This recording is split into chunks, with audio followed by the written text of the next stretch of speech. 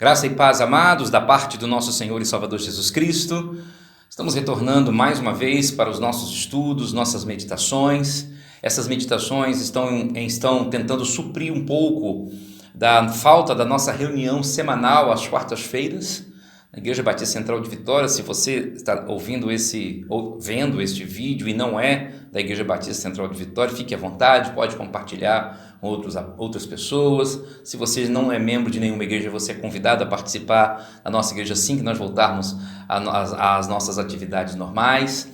Essa série de estudos, eu tenho por hábito na quarta-feira sempre estudar temas como teologia e outras coisas mais dentro da teologia, mas também gosto de estudar livros lançados por autores que eu admiro, que eu respeito, que têm uma vida bem mais santa do que a minha de um modo geral, e que eu aprendo muito com eles. Na sequência inicial desse período de isolamento em virtude da Covid-19, uma pandemia decretada pela OMS, nós estudamos um livro do A.W. Tozer, um pastor norte-americano do século passado, e aprendemos um pouco. Pelo menos eu aprendi muito. Espero que você que acompanhou possa ter aprendido, e se você não acompanhou, você pode olhar em nossa feed, em nossa página ali no YouTube. Na realidade, agora nós vamos estudar um outro autor que tenho também uma admiração profunda, que tive o privilégio de conhecer, porque há poucos anos que ele partiu para a presença do Senhor.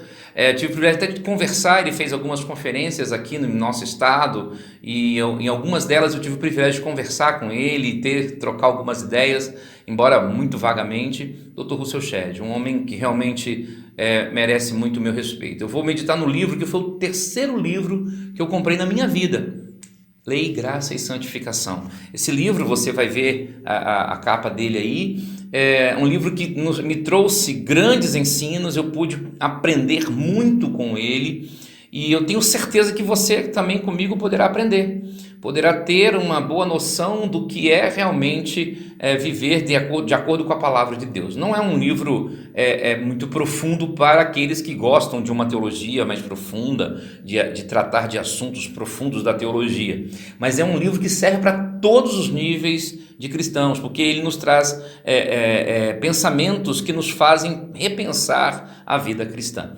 O primeiro ponto que nós vamos trabalhar, o primeiro capítulo, o primeiro estudo que nós vamos dar é exatamente com base no primeiro capítulo do livro do Dr. Shedd, a obrigação da lei. E como fizemos com Tozer, e eu gosto de fazer assim, além de trazer o tema proposto pelo autor, eu gosto de mostrar por que essa base bíblica existe, e mostrar por que até mesmo eu concordo com aquele ponto de vista do autor, pelo menos naquela questão. Nesse caso, a Bíblia é repleta de passagens que mostram sobre a obrigação da lei, mas eu quero destacar uma que encontra em Romanos capítulo 7, verso de número 12, onde Paulo nos diz o seguinte: e assim a lei é santa e o mandamento santo, justo e bom. A lei é santa e o mandamento santo, justo e bom. A obrigação da lei. Vamos orar? Bendito Deus, Pai Celeste, nós louvamos o Teu nome, Senhor, e nós te adoramos por tudo que nos tens dado. Agora, Pai, em nome de Jesus, fale aos corações daqueles que nos ouvem, e que nós possamos ser edificados por Tua palavra. Muito obrigado, ó Deus, por cada um que teve alcance dessa palavra, e que ela alcance outros corações em outros arraiais. Toma-nos em Tuas mãos e dirige-nos. Nós oramos em nome de Jesus. Amém. A obrigação da lei. Se tem uma coisa que nós discutimos, é sobre a questão do legalismo, do moralismo, do tradicionalismo. Dr. Shedd inicia o seu livro lançando duas questões, ou duas perguntas que eu diria que são fundamentais para nós compreendermos. A primeira: posso saber o que é certo? É um dilema, porque na realidade vivemos atualmente numa sociedade onde as pessoas elas têm uma busca constante pela própria verdade, não em busca de uma verdade específica ou da verdade específica, mas em busca da própria verdade. Então, o que é certo ficou um pouco complicado, mas é a pergunta inicial: posso saber o que é certo? A segunda pergunta está intimamente ligada a esta: como posso encontrar a paz com Deus? Aí entra um ponto importante, por quê? Para nós protestantes, e isso é muito interessante se você não é protestante, se você não é cristão, para o cristianismo, nós entendemos que o pecado nos separou de Deus. E aí nós estamos afastados, destituídos. E como é que nós vamos nos aproximar novamente de Deus? Aí nós aprendemos com o Dr. Shedd o seguinte: Deus revela o que é certo e o errado na Bíblia. É na palavra de Deus. E esta é a resposta para a primeira pergunta. Eu posso saber o que é certo? Posso. E o certo está de acordo com os padrões estabelecidos à luz da palavra do Senhor. Por outro lado, uma vez que nós estamos afastados, uma vez que nós estamos destituídos da palavra de Deus, ou melhor, estamos destituídos do próprio Deus, Deus mesmo, diz Dr. Shedd, se interessou por nós. Apesar da nossa alienação, ele agiu graciosamente para pagar a dívida de nossos delitos. Então veja bem, meu amado e minha amada, Deus, ele agiu para nos reaproximar a ele. Ele agiu para que nós pudéssemos nos aproximar dele novamente. E aí o que nós precisamos fazer? O que precisa ser feito é aceitar a oferta de salvação. É aceitar aquilo que Deus realmente nos oferece. E uma vez aceita a salvação, deve-se viver de forma condizente a ela. Então veja bem, meu amado e minha amada, Deus oferece a salvação ao homem e este precisa aceitá-la. Esse precisa conhecê-la. E aí viver, uma vez que você aceitou, agora você vai passar a viver isso. Paulo fala isso com outras palavras em Efésios capítulo 4, no verso 1, quando ele diz: rogo-vos, pois, eu, o preso do Senhor, que andeis como é digno da vocação com que fostes chamados. Então veja bem, quando Paulo fala isso, ele está mostrando que uma vez que eu fui transformado, não é para continuar vivendo de qualquer maneira. Não é para viver de qualquer jeito. Há uma mudança. E é isso que nós precisamos entender. Mas então como é que fica essa questão da obrigação da lei? Primeira coisa que nós vamos ver hoje então, e nós vamos dividir o nosso estudo em duas partes. Na primeira delas, nós vamos ver a justiça de Deus. A justiça de Deus e o dever do homem. E a segunda delas, a lei e a graça no Antigo Testamento, para que nós possamos começar a caminhar dentro do tema principal do livro, que é a lei, a graça e a santificação. Então, a justiça de Deus e o dever do homem. Shedd diz o seguinte: toda conversão genuína cria no coração do neófito um desejo inevitável que o conduz para a santidade. Para você que não está acostumado talvez com a linguagem evangélica ou protestante, neófito é a ideia do novo convertido. Aquela pessoa que foi transformada, aquela pessoa que realmente se converteu e teve uma experiência com Deus. Então o que o famoso escritor está dizendo é que quando há uma conversão genuína, o coração daquela pessoa, ele sente o desejo de agradar a Deus, que isso é ser santo, isso é buscar a santidade. E esse desejo vai conduzi-lo cada vez mais. E Shedd completa: o arrependimento e o nascimento do Espírito criam uma nova inclinação. Por quê? Outrora nós tínhamos o desejo, a inclinação da carne.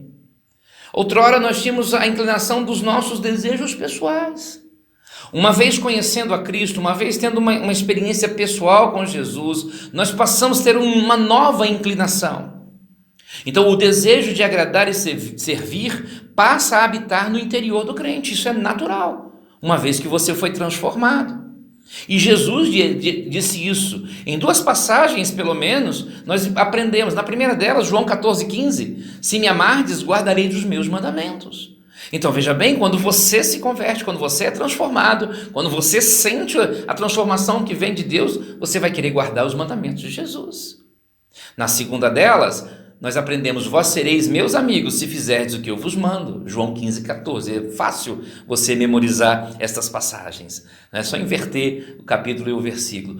Vós sereis meus amigos se fizerdes o que eu vos mando. Veja bem, Jesus está dizendo o seguinte: quando nós somos transformados, há em nós naturalmente o desejo de agradar a Deus. Naturalmente. Tudo que está errado neste mundo, diz Shedd, é consequência do desvio da retidão divina. Olha que coisa interessante. Então as coisas erradas que nós vemos no mundo São consequências das nossas falhas. E quando falo nossas falhas, não estou me referindo a uma questão individual, mas estou falando do homem como um todo. E este homem como um todo, ele tem que entender que Deus não se afasta do padrão estabelecido pela sua própria natureza. A natureza de Deus é santa e ele continua sendo santo. O homem, mesmo não sendo cristão, é indesculpável diante de Deus. Isso é outra coisa que a palavra de Deus nos ensina.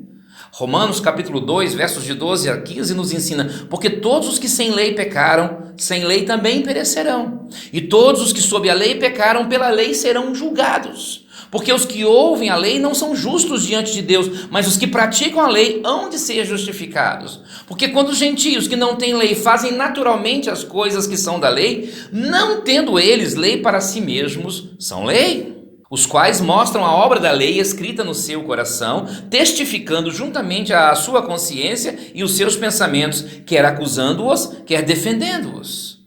Veja bem, meu amado e minha amada, então, na realidade, o homem, quando nasce, ele já tem em seu coração implantado a lei moral de Deus. O entendimento de Deus, o entendimento do certo e do errado, o entendimento do próprio Deus. Ninguém ficou sem a fagulha divina. Deus se revelou ao mais distante dos homens. Então, se a pessoa nasce no Monte Everest a 8.840 metros de altura, sem ter contato com ninguém, ele é indesculpável diante de Deus.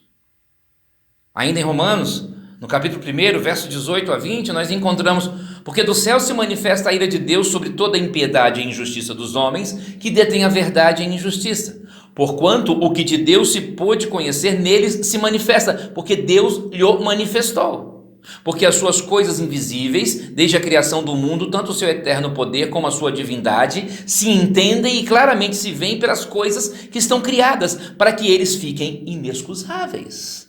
Então veja bem, a criação de Deus já aponta para Ele mesmo. Nós não temos como negar a existência de Deus, até pela grandeza da criação. Na própria filosofia existe a ideia de que nada vem do nada. E Deus então é o princípio de todas as coisas. Se nada vem do nada, Deus é o princípio de tudo. Então, Deus sendo justo, perfeito e absolutamente reto, Ele não será injusto no julgamento final. Todos serão julgados pela luz que receberam, criação e consciência. Mas o padrão está estabelecido pela palavra de Deus. Não é apenas o que eu acho, o que eu penso, mas existe um padrão estabelecido. E tudo na vida é assim. Todas as coisas que nós construímos, todas as coisas que o ser humano construiu, é parte de padrão. Essa lente por onde você me vê tem um padrão. Tudo que foi construído tem um padrão. E a lei moral é o nosso padrão, e ela vem de Deus. Existe um pensamento chamado universalismo que tenta mostrar que Deus seria injusto se punisse eternamente alguém. O problema é que à luz da palavra de Deus isso não existe. O que nós encontramos na palavra de Deus é que um Deus infinitamente amoroso e justo requer de suas criaturas um amor e uma retidão perfeitos. E isso o ser humano não consegue. Então, meu amado e minha amada, entenda uma coisa: a lei, ela vem para que nós possamos viver de acordo com aqueles padrões. Só que o homem, com o seu pecado, ele se afasta e a lei não consegue restaurar o homem. E aí entra o que nós chamamos de graça ou de misericórdia. Mas como é que fica isso? Parece que no Antigo Testamento nós não encontramos a ideia de graça. Pelo menos é o que alguns tentam dizer. Porém, não é verdade. A graça, por exemplo, ela começa na escolha soberana de Deus de um povo. Abraão não tinha mérito algum, Abraão não tinha merecimento algum nele, mas ele foi escolhido e dele foi escolhido um povo, assim como nós. Então, quando nós somos chamados por Deus e para aceitarmos o seu evangelho, é tão somente pelos méritos da cruz. Essa graça. Quando Abraão foi chamado, ele foi chamado pelos méritos da promessa da cruz. A lei é outra manifestação, então, da própria graça de Deus. Ela não veio para salvar, mas ela veio para nos apresentar a salvação. Na realidade, segundo Paulo, a lei aponta para o nosso pecado, mas ao mesmo tempo aponta para Cristo. Porque por toda a Escritura vemos que aponta principalmente para Cristo, para o Messias. Logo, a lei é uma manifestação da graça. Shedd diz o seguinte: o ritual que a lei de Deus impõe sobre Israel tinha a finalidade de salientar a santidade de Javé e a imperfeição do povo. Veja bem, então, que na realidade aquela lei, a lei que foi estabelecida por Deus através da instrumentalidade de Moisés lá no deserto, essa lei ela é perfeita, porque ela apontava para a santidade de Deus, para a perfeição de Deus, e ao mesmo tempo deixava transparente a nossa imperfeição. Aí Shedd cita o livro de Juízes, que tem como tendo grandes ilustrações da tendência natural do homem ao pecado. E é verdade. Se você lê o livro de Juízes, você percebe que o povo sem rei, o povo sem líder, ele ficava caindo e voltando, e sempre precisando de um juiz. Hoje nós temos esse juiz, hoje nós temos esse justo juiz que é Cristo. E sem Cristo, todos somos tendenciosos à maldade. E mesmo com Ele, carregamos o peso do antigo homem. Será que você consegue entender isso?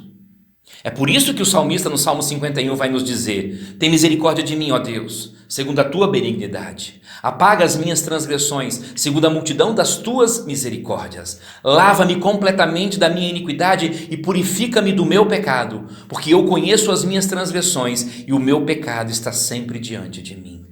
O que o salmista está apontando é para o seu pecado e para a misericórdia e a graça de Deus. Veja bem, uma coisa interessante: a lei nunca salvou. E Davi sabia disso. Por isso ele suplica pela misericórdia de Deus. Podemos dizer com toda segurança que a lei aponta para Cristo. E ao mesmo tempo a lei aponta para a graça. Aí Shedd vai nos dizer: os santos do Antigo Testamento esperavam no interventor ainda por vir. Os crentes confiam no Messias que já veio. Então, meu amado e minha amada, o que nós temos que aprender diante de tudo isso é que Deus, através de sua graça e da sua misericórdia, nos alcança. E a lei, ela serve exatamente para isso. Daí a importância de nós estudarmos e conhecermos o Antigo Testamento. Agora, o que nós podemos concluir para a nossa vida? Primeiro, a salvação sempre foi uma ação da graça de Deus. E, infelizmente, quando eu me converti, alguns líderes me ensinavam que a salvação no Antigo Testamento era pelas obras. Nunca foi. Jamais foi, jamais será. A salvação sempre foi pela graça. Não havia mérito algum naqueles homens e naquelas mulheres.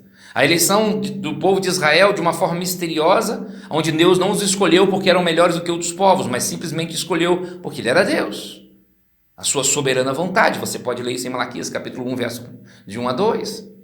Então veja bem, quando Deus nos chama, a mesma coisa acontece. A salvação é uma ação da graça de Deus. Ela não é por causa dos nossos méritos, ela não vem porque somos bons, mas ela vem porque Deus teve misericórdia e graça de nós, de mim e de você, se você realmente conheceu Jesus como Senhor e Salvador de sua vida. A segunda coisa que eu aprendo é que a lei apontava para o pecado do homem e para o interventor, o Messias. E sempre foi assim.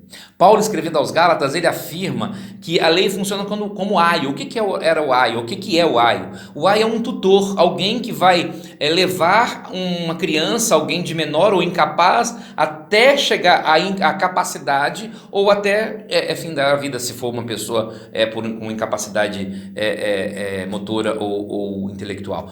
O que importa sabermos é que a lei, então, ela nos guia para chegarmos a Cristo.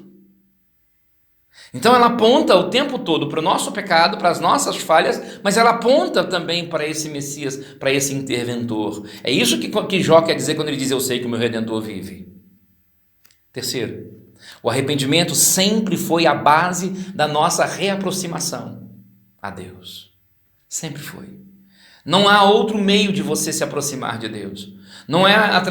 Não são as obras que vão fazer com que você se aproxime dele. Porque na realidade, se você faz obras até por esse interesse, já mostra que o seu coração não é um coração puro. Aqueles que têm um coração puro fazem as suas obras sem interesse algum. O único interesse é o bem-estar do outro, o único interesse é a restauração do outro. Foi exatamente isso que Jesus mostrou na cruz. Ele não tinha interesse algum a não ser que o povo de Deus fosse eleito, o povo de Deus fosse salvo. E por isso ele foi até a cruz.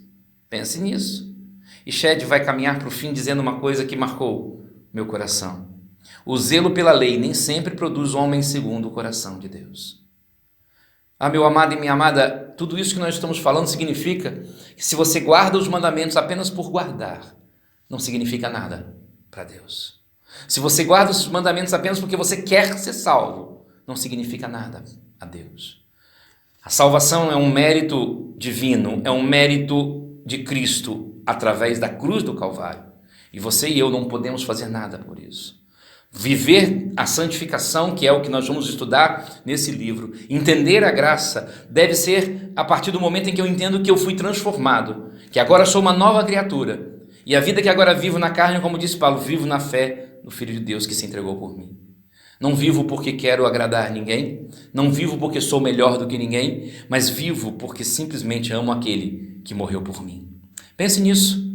Se você realmente entendeu isso, você começa a caminhar, a entender da obrigação da lei e começa a entender como funciona a ideia de santificação. A graça de Deus nos salva, a graça de Deus nos transforma e somente através dela e por ela somos realmente feitos filhos de Deus. Pense nisso, que Deus nos abençoe.